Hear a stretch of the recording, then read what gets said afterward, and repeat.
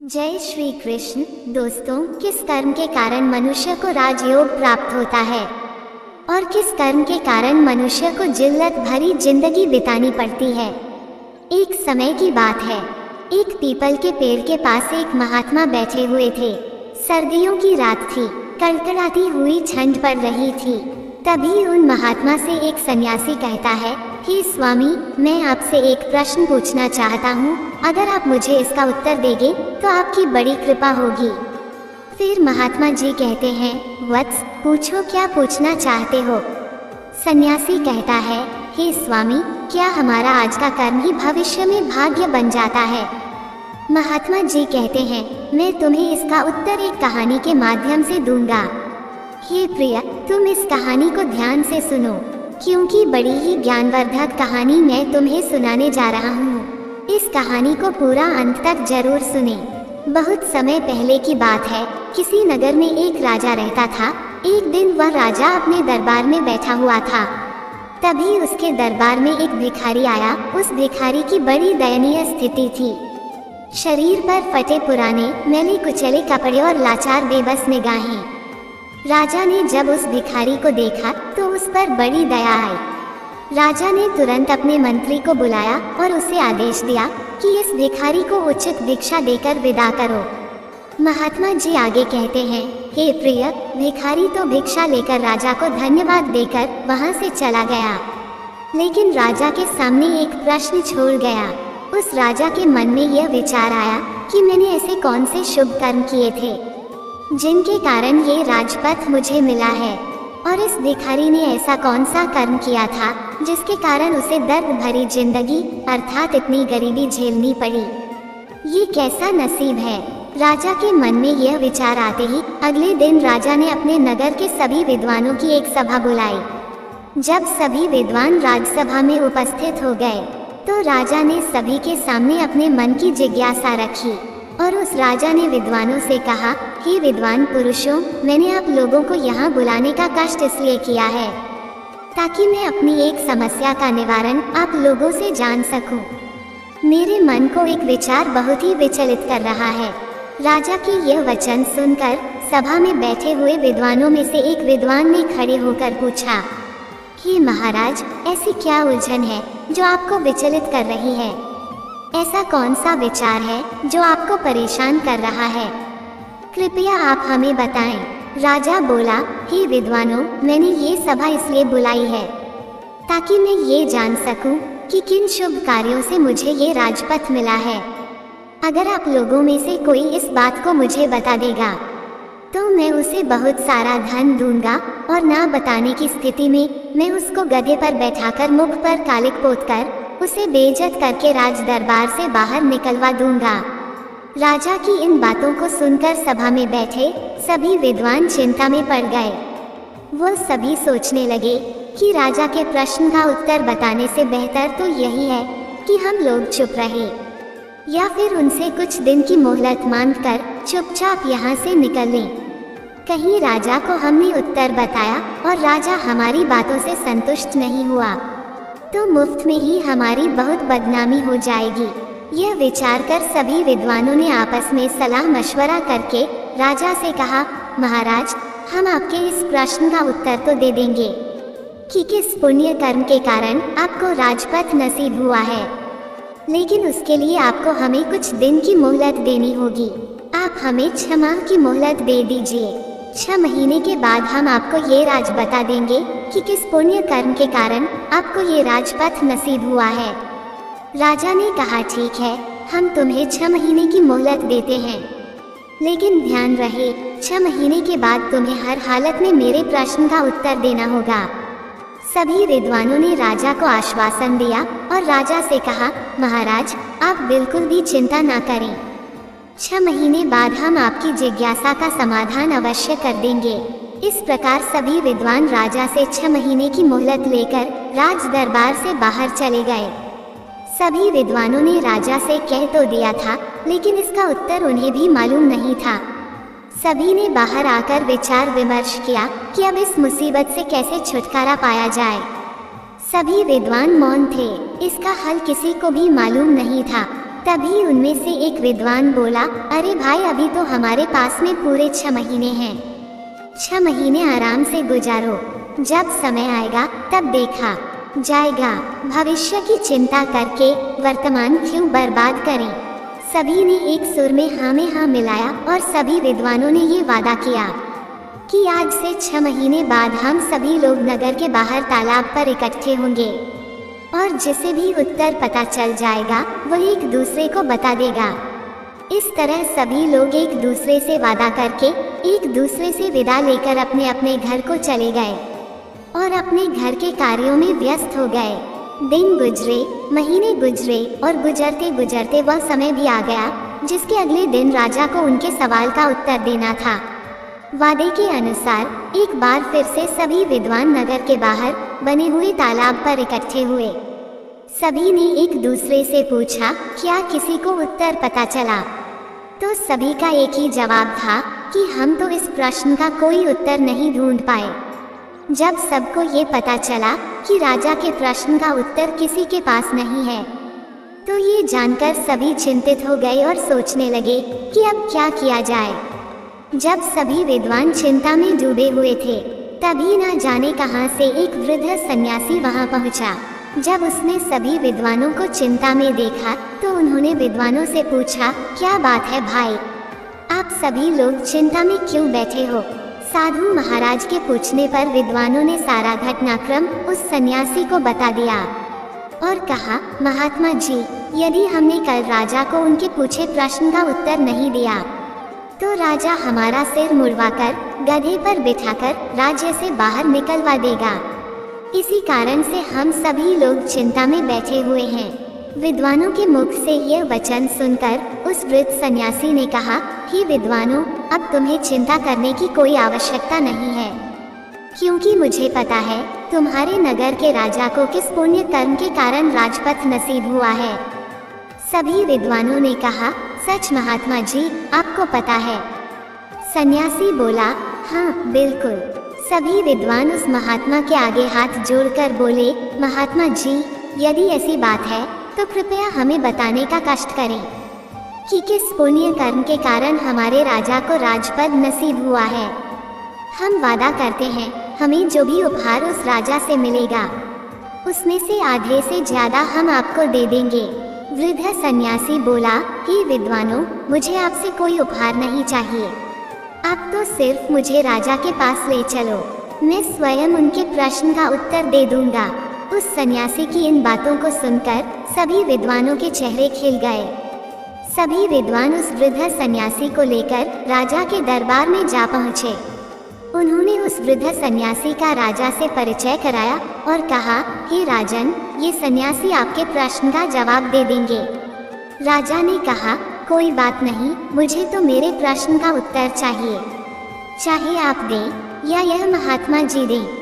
राजा ने कहा, बताओ सन्यासी देवता, मुझे किस पुण्य कर्म के कारण ये राजपथ मिला है? राजा के वचन सुनकर वह सन्यासी बोला, महाराज, क्या आप सचमुच में ही यह जानना चाहते हो कि आपको ही क्यों ये राजपथ मिला है? तो महाराज, इन बेचारे विद्वानों को सताने से कोई फायदा नहीं है। आपके प्रश्न का उत्तर तो सिर्फ एक व्यक्ति ही दे सकता है। राजा ने आतुर होकर पूछा कि कौन बता सकता है? तो वृद्ध सन्यासी बोला, महाराज, यहाँ से 100 कोस दूर उत्तर दिशा में एक वन में एक ज्ञानी महात्मा तपस्या कर रहे हैं। वह महात्मा राख खाते हैं, राख के अतिरिक्त कुछ भी नहीं खाते हैं और राख का ही मल त्याग करते हैं। वे महान महात्मा दूरदृष्टा हैं, वही तुम्हारे प्रश्न का उत्तर दे सकते हैं।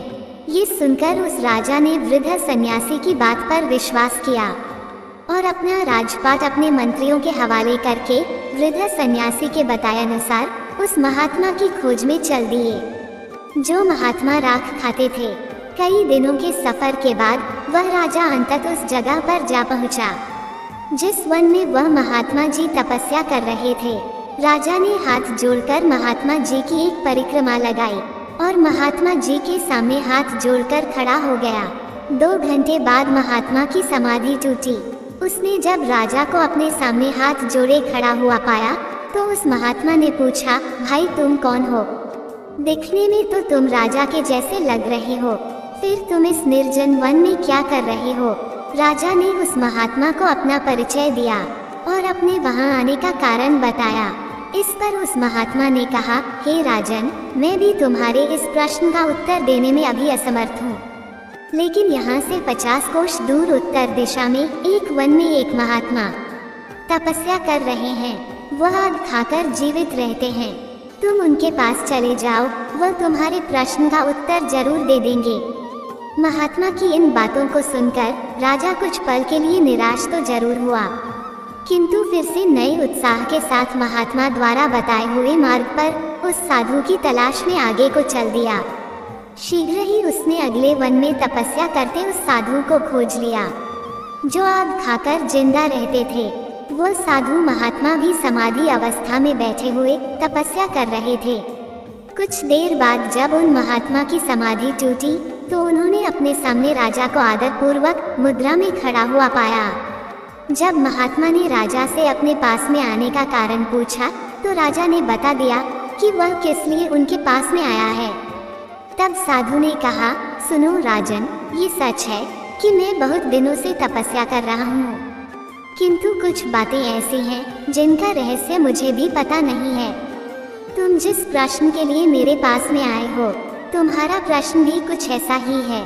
मैं इसका उत्तर बताने में असमर्थ हूँ। जब वह राजा उन साधु महाराज के इन वचनों को सुनता है तो वह निराश हो जाता है। राजा साधु से कहता है, हे साधु महाराज, तब तो मेरा इतनी दूर आना व्यर्थ ही गया। मैं तो आशा लेकर आपके पास में आया था कि आप मेरी समस्या का अवश्य निराकरण कर देंगे। जब वह साधु राजा को बहुत उदास देखते हैं तो कहते हैं, हे राजन, निराश मत हो। मुझे आपके प्रश्न का उत्तर पता नहीं है, लेकिन मैं उस व्यक्ति को भली भांति जानता हूँ जिसके पास में तुम्हारे सभी सवालों के उत्तर हैं। राजा ने कहा, ठीक है महाराज, आप उनका ही पता बता दीजिए।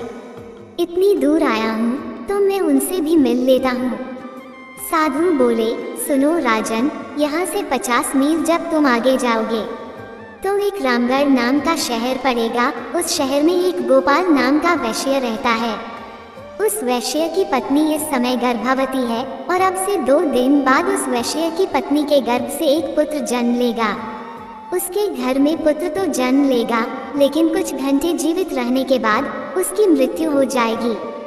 जब उसकी मृत्यु हो जाएगी तो वैश्य शमशान की मिट्टी में अपने पुत्र को दफन करेगा। जब वैश्य अपने पुत्र को दफन करके वापस लौट जाए तो तुम उस मृत बच्चे की देह को जमीन से बाहर निकाल लेना और उस मृत बच्चे के सामने तुम अपना प्रश्न रखना। तुम्हें तुम्हारे प्रश्न का उत्तर मिल जाएगा। राजा ने साधु को धन्यवाद किया और साधु से विदा लेकर राजा आगे को बढ़ गया। चलते चलते राजा साधु के द्वारा बताए हुए रामगढ़ नगर में पहुंच गया और राजा वैश्य का घर तलाश करके उसके घर के समीप ही एक चबूतरे पर बैठ गया। कुछ ही देर में वैश्य अपने घर से बाहर निकला। अजनबी व्यक्ति को बाहर बैठा हुआ देखकर उस वैश्य ने राजा से कहा, मित्र, कौन हो तुम और यहाँ क्यों बैठे हो? किसकी प्रतीक्षा कर रहे हो? राजा बोला, मुझे प्रतीक्षा है तुम्हारे घर में आने वाले उस नन्हे से मेहमान की, जो शीघ्र ही तुम्हारी पत्नी के गर्भ से जन्म लेने वाला है। वैश्य अजनबी के मुख से जब इन बातों को सुनता है तो उसे बड़ा ही आश्चर्य होता है। राजा की इन बातों को सुनकर वैश्य राजा से पूछता है कि आपको कैसे पता चला कि मेरी पत्नी गर्भवती है? राजा ने कहा, इसमें आश्चर्य करने की कोई बात नहीं है। मुझे ये बात एक महात्मा ने बताई है और उसने ये भी कहा है कि तुम्हारी पत्नी के गर्भ से जो शिशु जन्म लेगा वह लड़का होगा। लेकिन शब्द सुनकर वैश्य बोला, लेकिन क्या भाई, तुमने अपनी बात अधूरी क्यों छोड़ दी? स्वस्थ तो पैदा होगा ना मेरा पुत्र? राजा ने कहा, हाँ भाई, खूब स्वस्थ पैदा होगा, लेकिन सिर्फ कुछ घंटे वह जीवित रह पाएगा, बाद में उसकी मृत्यु हो जाएगी। वैश्य भयभीत स्वर में बोला, अरे भाई, शुभ शुभ बोलो। इस अधेड़ आयु में तो मेरे यहाँ पुत्र रत्न होगा, और अगर वह पैदा होने के बाद मर गया तो यह मेरे लिए किसी सदमे से कम नहीं होगा। राजा ने कहा, भाई, जो सत्य है वो मैंने तुम्हें बता दिया। जब वह वैश्य अजनबी के मुख से इन बातों को सुनता है तो अपने पुत्र को बचाने के लिए कई वैद्य हकीम को बुला लेता है, लेकिन विधाता का लिखा कौन मिटा सकता है। होता वही है जो ईश्वर चाहता है। उस वैश्य ने अपने पुत्र को बचाने का भरसक प्रयास किया, लेकिन उसकी कोई युक्ति काम नहीं आई। महात्मा के बताए अनुसार वैश्य की पत्नी की कोख से एक पुत्र ने जन्म लिया। बहुत खुशियां मनाई गई, लेकिन 4 घंटे बाद ही बच्चे की सांसें उखड़ने लगी। सभी वैद्य हकीम ने बच्चे को बचाने के लिए बहुत जतन किए, लेकिन उनका कोई प्रयास सफल नहीं हुआ और वह बच्चा 4 घंटे की आयु जीकर शांत हो गया, यानी उसकी मृत्यु हो गई। जिस घर में कुछ देर पहले तक खुशियों की शहनाइयां बज रही थी, खुशी का माहौल था, बच्चे के प्राण त्यागते ही एकदम से मातम सा छा गया। वैश्य के घर में हाहाकार मच गया। छाती पर पत्थर रखकर उसने अपना कर्तव्य पूरा किया। उसने अपने बच्चे को कपड़े में लपेटा और शमशान के लिए चल दिया। शमशान पहुंचकर वैश्य ने एक गड्ढा खोदा और उस गड्ढे में अपने कलेजे के टुकड़े को दफन कर दिया। मिट्टी डालने के बाद जब वह वैश्य नम आंखों से अपने घर को लौटने लगता है, वैसे ही राजा उस स्थान पर पहुंचता है, क्योंकि उस महात्मा ने कहा था कि जैसे ही वैश्य वहां से अपने घर को लौटे तो तुम्हें वह बच्चा जमीन से बाहर निकाल लेना। यदि तुमने थोड़ा भी विलंब कर दिया तो फिर तुम्हारे प्रश्न का उत्तर नहीं मिल पाएगा। इसलिए राजा वैश्य के जाते ही उस स्थान पर आता है और गड्ढे की मिट्टी हटाकर बच्चे को बाहर निकाल लेता है। जैसे ही वह राजा बच्चे को कपड़े से अलग करता है तो उसके आश्चर्य की सीमा नहीं रहती है। होता यह है कि वह मरा हुआ बच्चा फिर से जीवित हो जाता है और राजा से कहता है, क्या हुआ भाई, तुमने मेरी चिर निद्रा में बाधा पैदा किया है। बच्चे की इन बातों को सुनकर राजा अपना प्रश्न उस बच्चे को बताता है और कहता है कि मैं अपने प्रश्न के उत्तर के लिए तुम्हारे पास में आया हूँ। एक तुम ही हो जो मेरी शंका का समाधान कर सकते हो।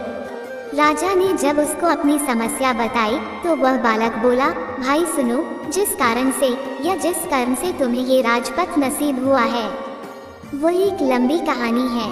यदि तुम ये जानना ही चाहते हो तो मैं वो कहानी तुम्हें संक्षेप में सुनाता हूँ। हे राजन, इस जन्म में तुम राजा हो। इस जन्म से पहले यानी पूर्व जन्म में तुम मेरे मझले भाई थे। राजा आश्चर्य से बोला कि मैं तुम्हारा भाई था। तो बालक बोला, हाँ राजन, पूर्व जन्म में हम 4 भाई थे। तब हम एक आश्रम में रहकर विद्या अध्ययन किया करते थे। पहले के समय में एक विद्यार्थी का जीवन एक सन्यासी की तरह होता था। ब्रह्मचर्य का पालन करना, भिक्षा मांगकर भोजन करना और भी कई नियम थे जो एक विद्यार्थी को पालन करने होते थे। उन्हीं नियमों का पालन करते हुए हम 4 भाई एक साथ एक आश्रम में विद्या अध्ययन कर रहे थे। हम 4 भाई आश्रम के नजदीक नगर में भिक्षा मांगने जाया करते थे और जो कुछ भी भिक्षा हम 4 भाइयों को प्राप्त होती थी उसे हम 4 मिलजुल कर बांटकर खा लिया करते थे। इस तरह से हम 4 भाई आश्रम में रहकर विद्या अध्ययन कर रहे थे और यह क्रम कई वर्षों तक ऐसे ही चलता रहा। किंतु एक दिन हम लोगों से एक बहुत बड़ी गलती हो गई। राजा ने उत्सुकतावश पूछा, कैसी गलती? तो बालक बोला, हे राजन, बीच में मत बोलो, बस तुम मेरी बातों को सुनो।